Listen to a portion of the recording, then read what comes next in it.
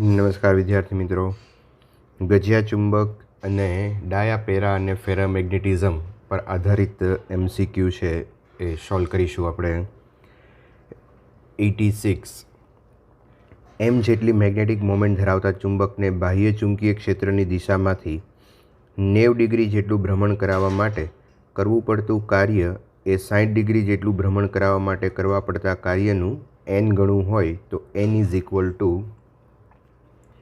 અહીંયા ડાયપોલ જે છે અથવા તો મેગ્નેટ છે એ શરૂઆતની અંદર ક્ષેત્રને સમાંતર છે, એમાંથી 90 ડિગ્રી જેટલું ભ્રમણ કરાવવા માટે કરવું પડતું કાર્ય W1 છે.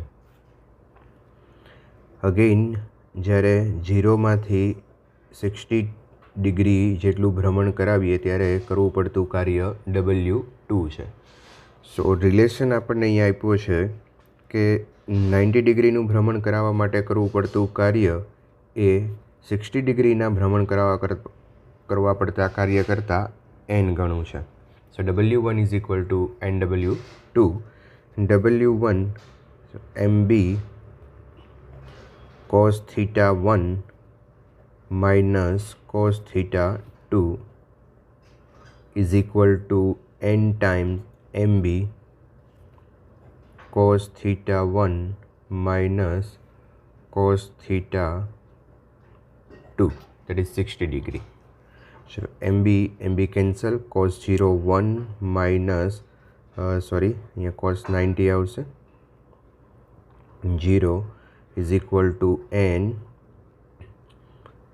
cos 0, it is 1 minus cos 60 1 by 2. 1 minus 1 by 2, so 1 by 2, 1 by 2, so n is equal to 2.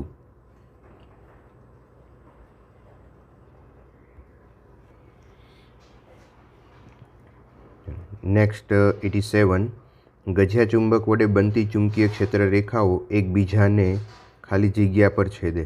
મિત્રો, ગજિયા ચુંબકની ચુંબકીય ક્ષેત્ર રેખાઓ જે છે એ એકબીજાને ક્યારેય છેદતી નથી, કારણ કે જો છેદે તો જે છેદન બિંદુ છે ત્યાં ચુંબકીય ક્ષેત્રની બે દિશાઓ આપણને મળે.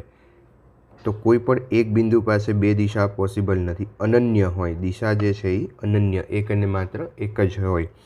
તો અહીંયા ઓપ્શન છે એ 4 આવશે કે એકબીજાને ક્યારેય છેદતી નથી. પૃથ્વીના ચુંબકીય ક્ષેત્ર પર આધારિત થોડા MCQ લઈએ. જો બે સ્થળે મેગ્નેટિક ડીપ એંગલ 30 ડિગ્રી અને 45 ડિગ્રી અનુક્રમે છે, ત્યારે પૃથ્વીના ચુંબકીય ક્ષેત્રનો બંને સ્થળે સમક્ષિતિજ ઘટકનો ગુણોત્તર શું હશે? બંને સ્થળે પૃથ્વીનું કુલ ચુંબકીય ક્ષેત્રનું મૂલ્ય સમાન છે. સમક્ષિતિજ ઘટક B is equal two B cos phi, that is deep angle. જો અહીંયા ડીપ એંગલ છે એ 30 અને 45 ડિગ્રી આપ્યા છે, એટલે કે સમક્ષિતિજ ઘટક છે એ proportional to cos phi. B ચુંબકીય ક્ષેત્ર બંને જગ્યાએ સમાન છે. So BH1 is equal proportional to cos phi 1, BH2 proportional to cos phi 2, અને આ બેનો આપણે ગુણોત્તર લઈ લઈએ. BH1 upon BH2 is equal to cos phi 1 upon cos phi 2. So કોસની વેલ્યુ અહીંયા phi 1 એટલે 30 અને 45, so cos 30 upon cos 45. So cos 30 that is √3/2 and cos 45 √3/2 and cos 45 1/√2. So final answer √3/√2 or under root કરીએ, √3/2. So answer અહીંયા આવશે first. સમાન ભૂમિતિ ધરાવતા બે ચુંબક કે જેની મેગ્નેટિક મોમેન્ટ m અને 2m હોય તેઓને એવી રીતે મૂકવામાં આવે છે કે જેથી સમાન ધ્રુવો એકબીજા એક જ બાજુએ રહે. તો દોલનનો આવર્તકાળ T1 છે. હવે બેમાંથી એક ચુંબકની ધ્રુવીયતા ઉલટાવવામાં આવે છે ત્યારે તેના દોલનનો આવર્તકાળ એ T2 થાય છે. તો અહીંયા આપણને રિલેશન પૂછ્યો છે કે T1 ગ્રેટર ધેન T2 और T1 less than T2, T1 equal to T2, T2 is equal to infinite. આવર્તકાળનું જે ફોર્મ્યુલા છે T is equal to 2π√MBI/MB।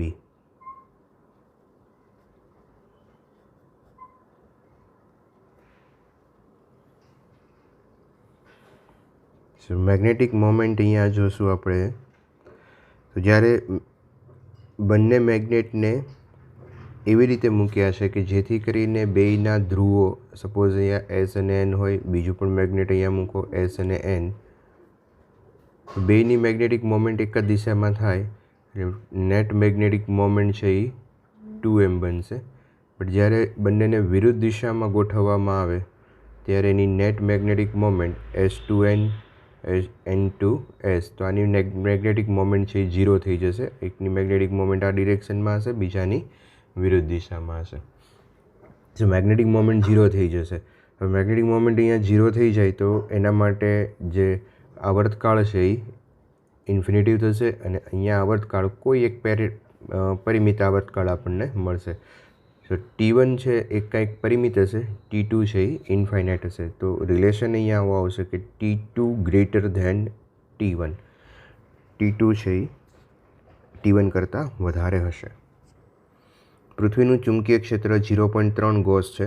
ચુંબક 5 દોલનો પર મિનિટના દરથી દોલનો કરે છે.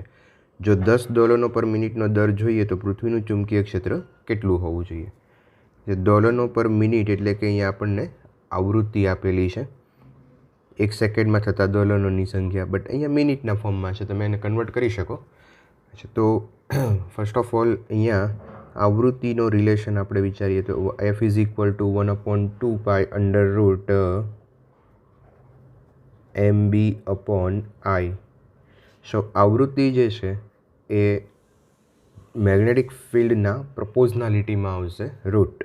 સો F proportional to √B. Okay, now ચુંબકીય ક્ષેત્ર છે એ 0.3 ગોસ આપેલું છે.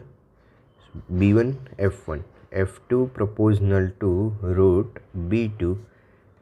So F2 by F1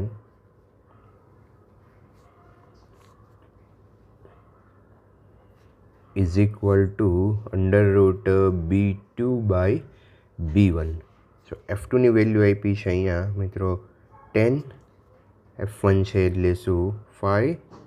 બંનેના યુનિટ સેમ છે એટલે કન્વર્ટ કરવાની જરૂર નથી. B2 છે એ ફાઇન્ડ કરવાનું છે અને B1 છે એ 0.3 ગોસ આપેલું છે. અહીંયા પણ કન્વર્ટ કરવાની જરૂર નથી, આન્સર આપણને ગોસમાં જ આપેલો છે. તો ચલો અહીંયા 2 થઈ જશે, બે બાજુ સ્ક્વેર કરશું તો અહીંયા 2નો સ્ક્વેર એટલે 4 થઈ જશે, multiply 0.3 is equal two B1. સો અહીંયા આવી જશે 1.2. B1 is equal two 1.2 Gauss. અચ્છા, પણ ધ્યાન રાખશું કે અહીંયા ક્વેશ્ચન એવો પૂછે કે પૃથ્વીનું ચુંબકીય ક્ષેત્ર કેટલું વધારવું જોઈએ. અચ્છા, જે પહેલાં હતું 0.3 ગોસ હતું અને હવે જરૂર છે 1.2 ગોસની, તો આપણે વધારવું કેટલું પડશે? સો વધારો થઈ જશે 1.2 માઇનસ 0.3, દેટ ઇઝ 0.9 ગોસ. આટલો વધારો છે એ જરૂર પડશે. ઓકે, નાવ 91 લઈએ.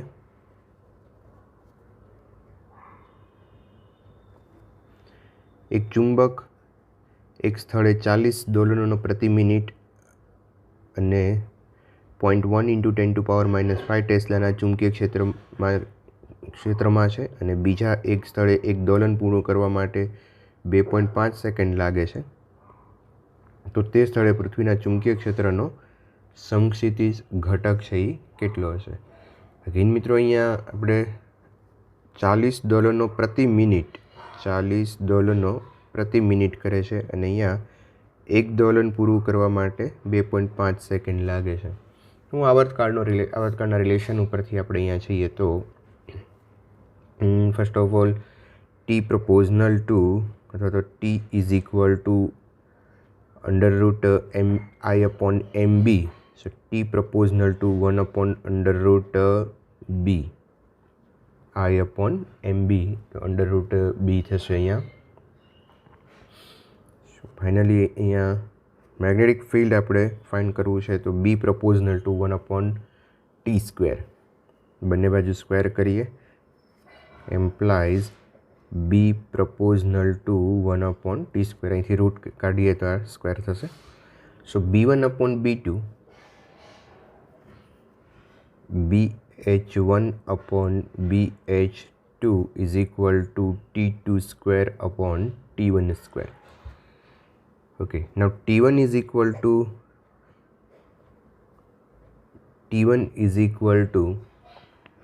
40 દોલનો પ્રતિ મિનિટ થાય છે. તો 1 સેકન્ડમાં અહીંયા કેટલા દોલન થશે? તો 1/T that is 60 divided by 40. ત્રિરાશી ઉપર મૂકીએ આપણે.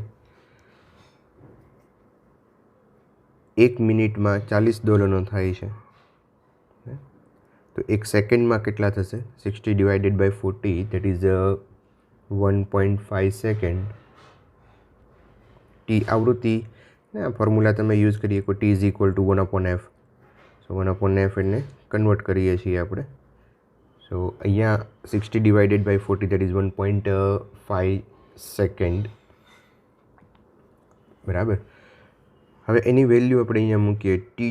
T2 આપણે આપેલો છે 2.5. So 2.5 whole square divided by 1.5 whole square. BH1 0.1 into 10 to power -5 Tesla divided by BH2. સો અને કેલ્ક્યુલેશન આપણે તમે કરશો મિત્રો એટલે આન્સર આવશે 9 divided by 25 into 10.1 into 10 to power -5. Okay, તો આ સોલ્વ કરશો એટલે તમને આન્સર છે એ 0.36 into 10 to power -6 ટેસ્લા મળશે. ચાલો, સ્પર્શક ગેલ્વેનોમીટરની ચુંબકીય સોય 30 ડિગ્રીના ખૂણે વિચલન થયેલ છે.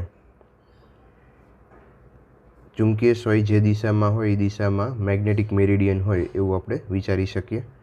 પૃથ્વીના ચુંબકીય ક્ષેત્રનો સમક્ષિતિજ ઘટક 0.34 × 10⁻⁴ ટેસ્લા છે કે જે ગૂંચળાના સમતલની દિશામાં છે. ગૂંચળાના સમતલની દિશામાં છે. તો ગૂંચળું ચુંબકીય ક્ષેત્ર તો ગૂંચળાનું ચુંબકીય ક્ષેત્ર કેટલું હશે? અચ્છા, પૃથ્વીનું ચુંબકીય ક્ષેત્ર આપણને અહીંયા આપ્યું છે.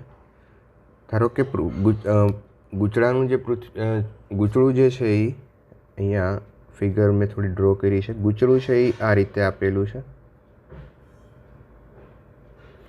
સો આ મેગ્નેટિક મેરિડિયન થશે અને ગૂંચળું જે છે એ એની ચુંબકીય સોય 30 ડિગ્રીનો એંગલ બનાવે છે. આ 30 ડિગ્રી એટલે કે મેગ્નેટિક મેરિડિયનની અંદર ચુંબકીય ક્ષેત્ર છે એ 30 ડિગ્રીનો ખૂણો બનાવે છે. બટ ગૂંચળું છે એ મેગ્નેટિક મેરિડિયનમાં આવેલું છે એના સમતલમાં. તો અહીંયા આપણે ગૂંચળાને લઈ શકીએ અને આ મેગ્નેટિક મેરિડિયન છે એટલે મેગ્નેટિક મેરિડિયનનો સમક્ષિતિજ ઘટક છે.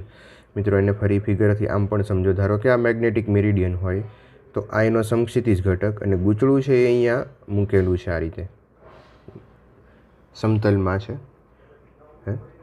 અને એ ચુંબકીય સોય એની 30 ડિગ્રીએ વિચલન પામી છે એટલે ડેક્લિનેશન અહીંયા 30 ડિગ્રી આપેલો છે. ઓકે, સો ડેક્લિનેશન નહીં, સોરી, ડીપ એંગલ છે એ 30 ડિગ્રી આપેલો છે. તો આપણે અહીંયા ફોર્મ્યુલા લઈએ. ડીપ એંગલ માટેનું ફોર્મ્યુલા આપણે ભણી ગયા છીએ કે tan θ બરાબર સામેની બાજુ છેદમાં પાછળની બાજુ. સો tan phi is equal to અહીંયા સામેની બાજુ એટલે BC અથવા તો BV લખો તો એ ચાલે /BH. સો BC અહીંયા આપણે ફાઇન્ડ કરવાનો છે. BC is equal to BH tan phi. So BHની વેલ્યુ આપણને આપેલી છે 0.34 × 10⁻⁴. -4 0.34 × 10⁻⁴ એન્ડ tan phi ની વેલ્યુ અહીંયા લઈશું 30. સો tan 30 degree. So BC is equal two, answer આવશે અહીંયા BC is equal two 1.96 × 10⁻⁵ tesla. ચાલો, ચુંબકીય સોયને રક્ષણ આપવા માટે તેને ખાલી જગ્યામાં મૂકવી જોઈએ. લોખંડના બોક્સમાં, લાકડાના બોક્સમાં, ધાતુના બોક્સમાં, એક પણ નહીં. તો અહીંયા ચુંબકીય સોય છે એનું ઇફેક્ટ મેગ્નેટિક ફિલ્ડની અંદર થશે. તો અહીંયા લોખંડના બોક્સમાં મૂકવાથી એને આપણે રક્ષણ આપી શકીએ છીએ. ચાલો હવે મિત્રો આગળ જઈએ. હવેના મોટાભાગના MCQ છે એ થિયરી બેઝ છે. તો નીચેનામાંથી કઈ ધાતુ બાહ્ય ચુંબકીય ક્ષેત્રને અપાકર્ષે છે? તો મિત્રો બાહ્ય ચુંબકીય ક્ષેત્રને અપાકર્ષે છે ડાયામેગ્નેટિઝમ જે છે એના જે એક્ઝામ્પલ છે એ બધા જ આપણે અહીંયા એવું વિચારી શકીએ કે જે બાહ્ય ચુંબકીય ક્ષેત્રમાં મૂકો તો એ અપાકર્ષણ કરે છે. તો અહીંયા કોપર જે છે એ બાહ્ય ચુંબકીય ક્ષેત્રની અંદર અપાકર્ષે, જે ડાયામેગ્નેટિઝમ અથવા તો ડાયામેગ્નેટિક પદાર્થ છે. ચુંબકીય ક્ષેત્રમાં ડાયામેગ્નેટિક પદાર્થ મૂકેલ હોય તો બહારની સાપેક્ષે પદાર્થની અંદર ચુંબકીય ફ્લક્સ ઘનતા. મિત્રો જ્યારે ચુંબકીય ક્ષેત્રની અંદર અહીંયા જ્યારે ડાયામેગ્નેટિક પદાર્થને આપણે મૂકીએ તો ક્ષેત્રરેખાઓ છે એ બહાર નીકળી જાય છે, અથવા તો એવું કહી છે કે અંદર ચુંબકીય ક્ષેત્ર છે એ ઘટી જાય છે, કારણ કે અંદર ચુંબકીય ક્ષેત્ર જે ઉત્પન્ન થાય છે એ બહારના ચુંબકીય ક્ષેત્ર કરતાં વિરુદ્ધ હોય છે. તો અંદર ચુંબકીય ક્ષેત્ર છે એ ઓછું થશે. બાહ્ય ચુંબકીય ક્ષેત્રના અચાનક ફેરફારથી સંવેદનશીલ સાધનોને બચાવવા માટે તેને ખાલી જગ્યાથી બનાવેલા પાત્રમાં મૂકવા જોઈએ. જે હમણાં જ આપણે જોયું કે લોખંડની અંદર મૂકવા જોઈએ, અને લોખંડ જે છે એ ફેરોમેગ્નેટિક પદાર્થ છે. દ્રવ્ય કે જેના કોઈ પણ એક પરમાણુની ચુંબકીય ચાકમાત્રા શૂન્ય ન હોય તો તેવા પદાર્થને એક પરમાણુની ચુંબકીય ચાકમાત્રા છે એ એક પરમાણુ માટે ડાયામેગ્નેટિક પદાર્થ છે, ડાયામેગ્નેટિક પદાર્થ છે, તો એની એક પરમાણુની ચુંબકીય ચાકમાત્રા છે એ 0 હોય છે. જ્યારે પેરા અને ફેરોમેગ્નેટિક એની એક પરમાણુની ચુંબકીય ચાકમાત્રા 0 ન હોય, પરંતુ સમગ્ર રીતે જોઈએ તો પેરામેગ્નેટિકમાં 0 હોય, આખા પદાર્થ માટે જોઈએ તો 0 હોય, અને ફેરોમેગ્નેટિક આપણને ખ્યાલ છે ડોમેઇન બંધારણ ધરાવે છે. તો અહીંયા આન્સર આવશે ફેરોમેગ્નેટિક અને પેરામેગ્નેટિક, એટલે કે બીજો અને ત્રીજો બે આવશે. એટલે આન્સર છે એ 4 થશે. ચુંબકીય પદાર્થની સસેપ્ટિબિલિટી એ તાપમાન અને ચુંબકીય ક્ષેત્રની પ્રબળતા આધારિત છે. તો પદાર્થ જો સસેપ્ટિબિલિટી છે એ તાપમાન અને ચુંબકીય ક્ષેત્રની પ્રબળતા પર આધારિત છે. તો એ પદાર્થ ફેરોમેગ્નેટિક હશે. અને પેરામેગ્નેટિક પણ સસેપ્ટિબિલિટી તાપમાન અને ચુંબકીય પદાર્થની સસેપ્ટિબિલિટી છે એ તાપમાન અને ચુંબકીય ક્ષેત્રની પ્રબળતા પર આધારિત રાખે છે. તો મોસ્ટ પ્રોબેબલ અહીંયા ફેરોમેગ્નેટિક પેરામેગ્નેટિકની અંદર પણ આવશે, પણ પ્રબળતા અહીંયા વધારે હોય, ક્ષેત્રની પ્રબળતા પર આધારિત છે, એટલે ફેરોમેગ્નેટિકની અંદર પ્રબળતા વધારે હોય. તો આપણે અહીંયા ઓપ્શન એ ફેરોમેગ્નેટિક લઈ શકાય. ફેરોમેગ્નેટિક પદાર્થ નીચેનામાંથી ખાલી જગ્યા ગુણધર્મ ધરાવે છે? ચુંબકીય પદાર્થને આકર્ષવું, હિસ્ટેરિસિસ, સસેપ્ટિબિલિટી એ તાપમાન પર આધારિત નથી, અને દિશાત્મક ગુણધર્મ. તો અહીંયા એપ્રોપ્રિએટ છે એ હિસ્ટેરિસિસ છે. ચુંબકીય પદાર્થને આકર્ષવું એ પણ ગુણધર્મ આવે, પણ વધારે પ્રોપર આપણે અહીંયા હિસ્ટેરિસિસ છે એને કહી શકીએ.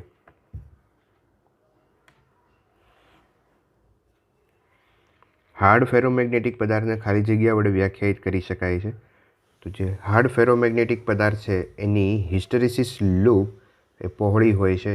આપણે એવું ભણી ગયા છે કે ધારો કે કોઈ ફેરોમેગ્નેટિક પદાર્થ છે એની અહીંયા આ રીતે હિસ્ટેરિસિસ લૂપ આવે છે. તો હાર્ડ ફેરોમેગ્નેટિક પદાર્થની અંદર રિટેન્ટિવિટી છે એ વધારે હોય, રિટેન્ટિવિટી વધારે હોવાને કારણે અહીંયા હાર્ડ ફેરોમેગ્નેટિક પદાર્થ છે એ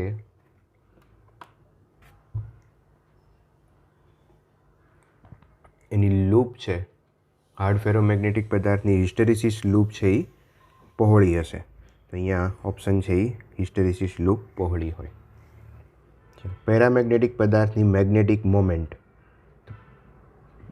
પેરામેગ્નેટિક પદાર્થની મેગ્નેટિક મોમેન્ટ છે એ શૂન્ય હોય છે. એક પરમાણુ પાસે મેગ્નેટિક મોમેન્ટ હોય પણ સમગ્રતા આપણે અહીંયા જોઈએ પદાર્થની મેગ્નેટિક મોમેન્ટ છે એ 0 હોય. એક પરમાણુની મેગ્નેટિક મોમેન્ટ કોઈ એક દિશામાં ગોઠવાયેલી હોય, બીજા પરમાણુની મેગ્નેટિક મોમેન્ટ અલગ રીતે ગોઠવાયેલી હોય, તો સમગ્રતા મેગ્નેટિક મોમેન્ટનો સરવાળો કરીએ તો એ 0 થશે.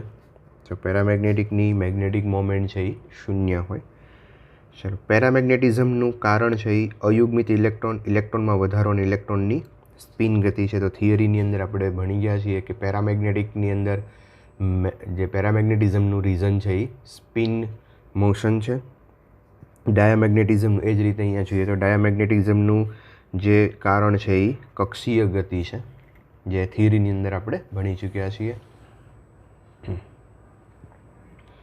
ડાયામેગ્નેટિક પદાર્થની મેગ્નેટિક મોમેન્ટ. ડાયામેગ્નેટિક પદાર્થ પાસે મેગ્નેટિક મોમેન્ટ છે એ 0 હોય છે. એની મેગ્નેટિક મોમેન્ટ કોઈ વ્યાખ્યાયિત થતી નથી. જ્યારે એને ચુંબકીય ક્ષેત્રમાં મૂકવામાં આવે ત્યારે એ વિરુદ્ધ દિશામાં ગોઠવાય છે અને પહેલેથી જ એની પાસે પદાર્થની મેગ્નેટિક મોમેન્ટ હોતી નથી. ડાયામેગ્નેટિક પદાર્થ માટે નીચેનામાંથી કયું વિધાન સાચું છે? μr<1, કાંઈ એ ઋણ અને ઓછું હોય, કાંઈ તાપમાન પર આધારિત નથી અને તમામ. તો આ 3 ઓપ્શન છે એ અહીંયા આવશે. નરમ લોખંડની B વર્સિસ H વક્રનું ક્ષેત્રફળ સ્ટીલ કરતાં ઓછું હશે. થિયરી બેઝ MCQ છે મિત્રો. નરમ લોખંડ જે છે એને માટે BH વક્રનું જે ક્ષેત્રફળ છે એ સ્ટીલ કરતાં ઓછું હશે. નરમ લોખંડની અંદર ઉર્જાનો વ્યય છે એ સ્ટીલ કરતાં પ્રમાણમાં ઓછો થાય છે. નીચેની આકૃતિમાં ઘડિયાળના કાચમાં રહેલું પ્રવાહી ખાલી જગ્યા છે. અચ્છા મિત્રો, અહીંયા પ્રવાહી છે એ ચુંબકીય ક્ષેત્રની અંદર મૂકીએ ત્યારે જો એ ઉપર ચડે, આ અંતર્ગોળ સપાટી છે અહીંયા, અને એમાં જો પ્રવાહી ઉપર ચડે તો એ પેરામેગ્નેટિક હોય છે. આ પણ આપણે થિયરીની અંદર જોયેલું છે. શક્તિશાળી કાયમી ચુંબક ખાલી જગ્યાના બનાવેલા હોય છે. જે સામાન્ય રીતે ફેરોમેગ્નેટિક પદાર્થમાંથી કાયમી ચુંબકો છે એ ફેરોમેગ્નેટિક પદાર્થમાંથી બનાવવામાં આવે છે. તો અહીંયા ફેરોમેગ્નેટિક પદાર્થનું એક્ઝામ્પલ છે કોબાલ્ટ સ્ટીલ, અથવા તો એની જે મિશ્ર ધાતુઓ છે અલ્નિકો, એમાંથી પણ બનાવાય. ફેરોમેગ્નેટિક પદાર્થ માટે કયું વિધાન સાચું છે? તો ક્યુરી તાપમાને ડાયામેગ્નેટિક બને છે, એ ખોટું છે. ક્યુરી તાપમાને પેરામેગ્નેટિક બને છે. ફેરોમેગ્નેટિક છે એ ક્યુરી તાપમાને એ પેરામેગ્નેટિક બની જાય છે, તો આ વિધાન સાચું છે. જ્યારે ફેરોમેગ્નેટિક પદાર્થને ઠંડુ પાડવામાં આવે, એટલે કે એનું ટેમ્પરેચર છે એ વધારવામાં આવે તો એના ડોમિન બંધારણ છે એ તૂટી જાય છે. અહીંયા આ રીતે ડોમિન બંધારણ હોય અને આને જો ટેમ્પરેચર આપવામાં આવે તો આ ડોમિન બંધારણ છે એ તૂટી જાય અને સમગ્ર પદાર્થ છે એની અંદર ડોમિન બંધારણ જેવું રહેતું નથી. અને જો ડોમિન બંધારણ ન રહે તો એ પેરામેગ્નેટિકની અંદર પરિણામે. નેક્સ્ટ લઈએ 110. જ્યારે કોઈ પદાર્થનો સળિયો પ્રબળ ચુંબકીય ક્ષેત્રમાં ક્ષેત્રને લંબ પોતાને ગોઠવે છે તો પદાર્થની પ્રકૃતિ. તો આ પણ થિયરીની અંદર જે વર્ગીકરણ છે એની અંદર ભણ્યા છીએ કે જો ક્ષેત્રને લંબ રૂપે ગોઠવે અને તો એની પ્રકૃતિ છે એ ડાયામેગ્નેટિઝમની હોય છે, અને જો ક્ષેત્રને સમાંતર ગોઠવે તો એ પેરામેગ્નેટિક અથવા ફેરોમેગ્નેટિક હોય. નેક્સ્ટ, હવાની સાપેક્ષ પરમિએબિલિટી એ હવાની સાપેક્ષ પરમિએબિલિટી છે એ 1 કરતાં વધારે હોય. તો અહીંયા 1 કરતાં વધારે હોય પણ અનંત ન હોય, એટલે અહીંયા ઓપ્શન છે એ આપણે બીજો લેશું. જો ચુંબકીય પદાર્થની મેગ્નેટિક સસેપ્ટિબિલિટી -0.004 હોય ત્યારે તેની પ્રકૃતિ. સસેપ્ટિબિલિટી માઇનસ છે તો એનો અર્થ એમ થાય છે કે એ ડાયામેગ્નેટિક પદાર્થ છે. પદાર્થની ચુંબકીય પ્રબળતાનું સાચું માપ, ચુંબકીય પ્રબળ છે કે નિર્બળ છે એનું સાચું માપ છે એ કોર્સિવિટી ઉપરથી મળે. મિત્રો, આપણે જે હિસ્ટેરિસિસની અંદર ગ્રાફ ભણ્યા છીએ કે જેમાં પદાર્થને ચુંબકીય ક્ષેત્ર, બાહ્ય ચુંબકીય ક્ષેત્ર વધારવામાં આવે તો પદાર્થની અંદર મેગ્નેટિઝમ પણ વધે છે અને વધતું એ મેક્સિમમ થાય છે. અચ્છા, મેક્સિમમ થયા પછી જ્યારે એચનું મૂલ્ય ઘટાડવામાં આવે ત્યારે આ બીનું મૂલ્ય પણ ઘટતું જાય છે. જ્યારે અહીંયા એચ છે એ 0 છે પણ મેગ્નેટિક ફિલ્ડ અહીંયા છે. હવે જો એચનું મૂલ્ય હજુ વધારવામાં આવે તો અહીંયા આ બીનું મૂલ્ય ઘટીને 0 થઈ જાય છે. તો B is equal to 0, H 0 નથી. તો આ જે મૂલ્ય છે એને કોર્સિવિટી કહેવાય છે. તો પદાર્થની સાચી ચુંબકીય પ્રબળતાનું જે માપ છે એ આપણને આ કોર્સિવિટી ઉપરથી મળે. પછી આપણે આ રીતે હિસ્ટેરિસિસ વક્ર લૂપ છે એ પૂરો કરતા હોઈએ છીએ. બટ કેટલું મેગ્નેટિક ફિલ્ડ બહારથી આપ્યું કે જેને કારણે એમાં અંદર જે ચુંબકીય ક્ષેત્ર રહી ગયું હતું એ 0 થઈ ગયું. તો એ જે માપ છે જેને કોર્સિવિટી કહેવાય છે, જે આપણને પ્રબળતાનું, ચુંબકીય પ્રબળતાનું માપ આપે છે. જો કોઈ દ્રવ્યની સાપેક્ષ પરમિએબિલિટી 0.9999 હોય તો એનો ગુણધર્મ, અચ્છા અહીંયા જે 0.1 કરતાં સાપેક્ષ પરમિએબિલિટી છે એ 1 કરતાં ઓછી છે. μr is equal two 1 plus કાઈ આ ફોર્મ્યુલા છે. કાઈ છે એ માઇનસ હોય છે, બરાબર. તો 1 કરતાં ઓછી છે તો એ ડાયામેગ્નેટિક પદાર્થ હશે. પેરામેગ્નેટિક દ્રવ્યની ચુંબકીય સસેપ્ટિબિલિટી -73 સેન્ટીગ્રેડે 0.0075 છે. તો -173 એનું મૂલ્ય એ કેટલું હશે? પેરામેગ્નેટિક પદાર્થ માટે સસેપ્ટિબિલિટી આપણે ભણી ગયા છીએ કે કાઈ પ્રપોઝનલ ટુ 1/t. આપણી પાસે એક આ સૂત્ર હતું, એમ મેગ્નેટાઇઝેશન છે એ ચુંબકીય ક્ષેત્રના સમપ્રમાણમાં અને તાપમાનના વ્યસ્ત પ્રમાણમાં છે. તો આ પ્રપોઝનાલિટી છે. ચાલો, એમ ઇઝ ઇક્વલ ટુ અહીંયા કાઈ ઇન્ટુ એચ મૂકશું, C B is equal to mu H મૂકીએ અને અહીંયા ટી. એચ કેન્સલ થઈ જશે. સો કાઈ પ્રપોઝનલ ટુ અહીંયા 1/t આવશે. અચ્છા, તો અહીંયા કાઈ1 is equal to Tm1 and કાઈ2 પ્રપોઝનલ ટુ 1/t2. આ બંનેનો રિલેશન આપણે અહીંયા લખીએ તો કાઈ2 અપોન કાઈ1 ઇઝ ઇક્વલ ટુ T1/t2. તો આ ફોર્મ્યુલાનો યુઝ કરી અને તમે આન્સર મેળવી શકશો. મિત્રો, બધી જ વેલ્યુ આપેલી છે, 1 2 3 આપેલા છે. એક અહીંયા સસેપ્ટિબિલિટી એટલે કે કાઈ2 છે એ આપણે મેળવવાનું છે. તો એ તમે મેળવી શકશો. એને કેલ્વિનમાં કન્વર્ટ કરશો. જ્યારે ચુંબકીય પદાર્થને ગરમ કરવામાં આવે છે ત્યારે, હવે ગરમ કરીએ એટલે એનું મેગ્નેટાઇઝેશન છે એ ઘટતું જાય. ટેમ્પરેચર જેમ વધશે એમ એનું ચુંબકત્વ છે એ ઘટતું જશે, તો એ ચુંબકત્વ ગુમાવે છે. ડાયામેગ્નેટિક પદાર્થ છે એ ચુંબક વડે નબળાઈથી અપાકર્ષાય છે. થિયરી બેઝ MCQ છે. જો યુટ્યુબ એટલે આ યુટ્યુબ છે, આ રીતે યુટ્યુબ છે, તમે જે જોવો છો એ યુટ્યુબ નથી. જો યુટ્યુબમાં ડાયામેગ્નેટિક પદાર્થ રેડવામાં આવે અને યુટ્યુબના એક ભાગને ક્ષેત્રમાં મિનિસ ક્ષેત્ર રેખામાં રહે તેમ મજબૂત ચુંબકના બે ધ્રુવો વચ્ચે મૂકવામાં આવે તો દ્રાવણનું સ્તર, અહીંયા ચુંબકીય ક્ષેત્ર મૂકવામાં આવે, અહીંયા ડાયામેગ્નેટિક પદાર્થને મૂક્યો છે અને બે ચુંબકની વચ્ચે, અહીંયા N અને S ચુંબકની વચ્ચે ડાયામેગ્નેટિક પદાર્થને મૂક્યો છે. તો એ અપાકર્ષે એટલે અપાકર્ષણને કારણે અહીંથી વિરુદ્ધ દિશામાં જશે, આ અપાકર્ષે તો આ વિરુદ્ધ દિશામાં જશે. તો એ ધીમેથી એનું દ્રાવણનું સ્તર એટલે અહીં અપાકર્ષે એટલે એક બાજુથી એનું સ્તર છે એ ઘટશે. તો આ પણ થિયરી બેઝ MCQ છે કે ડાયામેગ્નેટિક પદાર્થને મૂકો તો એનું સ્તર ઘટે છે, જ્યારે પેરામેગ્નેટિકને મૂકો તો આપણે એનું સ્તર છે એ વધે છે.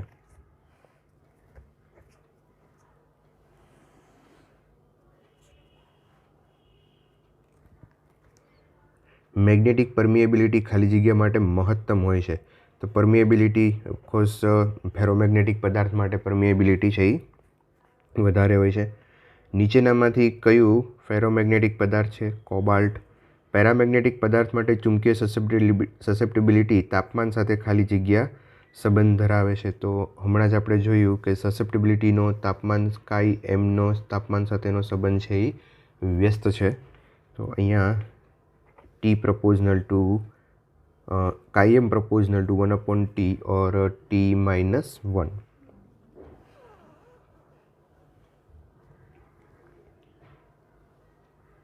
ક્યુરીના નિયમ મુજબ ટી નિરપેક્ષ તાપમાને પદાર્થની ચુંબકીય સસેપ્ટિબિલિટી ખાલી જગ્યાના સમપ્રમાણમાં છે. તો અહીંયા સીધો રિલેશન છે. ચુંબકીય સસેપ્ટિબિલિટી છે એ 1/Tના સમપ્રમાણમાં છે.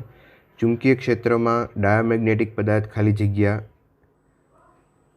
તરફ ગતિ કરશે. ડાયામેગ્નેટિક પદાર્થને ચુંબકીય ક્ષેત્રમાં મૂકો તો આપણે થિયરીની અંદર અહીંયા એવું ભણ્યા છે, અહીંયા એન અને એસ હશે. અનિયમિત ચુંબકીય ક્ષેત્રની અંદર મૂકવાનું છે. તો અહીંયા એસ આવશે અને અહીંયા એન. આ રીતે અપાકર્ષી ચુંબકીય ક્ષેત્ર એ ઉત્પન્ન કરે છે. એસ અને એસ વચ્ચે અપાકર્ષણ થશે એટલે એના ઉપર આ દિશામાં બળ લાગશે. એન અને એન વચ્ચે આકર્ષણ થશે, અપાકર્ષણ થશે એટલે એના ઉપર વિરુદ્ધ દિશામાં લાગશે. પણ આ ભાગ છે એ વધારે ચુંબકીય ક્ષેત્રમાં, પ્રબળ ચુંબકીય ક્ષેત્રમાં છે તો આના ઉપર વધારે બળ લાગશે એટલે આખો જે ડાયામેગ્નેટિક પદાર્થ છે એ પ્રબળથી નિર્બળ તરફ ખસશે. ડાયામેગ્નેટિક પદાર્થ ખાલી જગ્યા લાક્ષણિકતા ધરાવે છે. તો ડાયામેગ્નેટિક પદાર્થ છે એ ઓછી અને ઋણ ચુંબકીય સસેપ્ટિબિલિટી ધરાવે છે. ડાયામેગ્નેટિક પદાર્થની ચુંબકીય સસેપ્ટિબિલિટી નિરપેક્ષ તાપમાન સાથે કયા સંબંધે બદલાય છે? અચ્છા, ડાયામેગ્નેટિક પદાર્થ છે એને તાપમાન સાથે કોઈ રિલેશન જ નથી એટલે ટી સાથે બદલાતું નથી, ટીથી સ્વતંત્ર છે.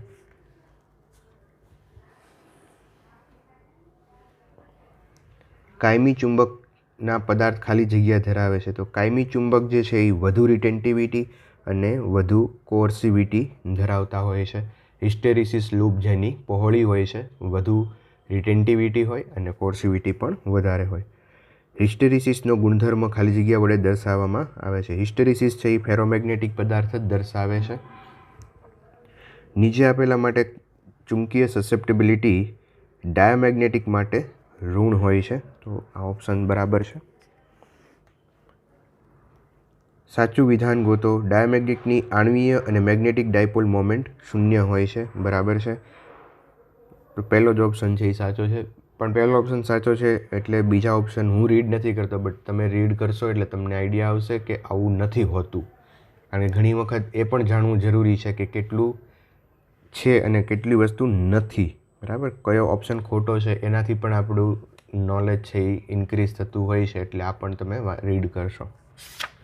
ક્યુરી-વેઇસ નિયમ લોખંડ દ્વારા ખાલી જગ્યા તાપમાનને અનુસરે છે. તો ક્યુરીનો જે નિયમ છે એ ક્યુરી તાપમાનની ઉપર, ક્યુરી તાપમાન કરતાં જો નીચા તાપમાને વયા જાય તો એ નિયમને અનુસરાતો નથી. એટલે ક્યુરી તાપમાનની ઉપર આ નિયમને અનુસરાય છે. ફેરોમેગ્નેટિક પદાર્થ ખાલી જગ્યા ધરાવે છે. તો ફેરોમેગ્નેટિક પદાર્થ છે એ સામાન્ય રીતે આપણને ખબર છે કે ડોમેન જેવું બંધારણ છે એ ધરાવે છે. એટલે થોડીક ખાલી પેટા કવચ, જેને ડોમેન બંધારણ આપણે કહી શકીએ, ડોમેન જેવું બંધારણ ધરાવે છે.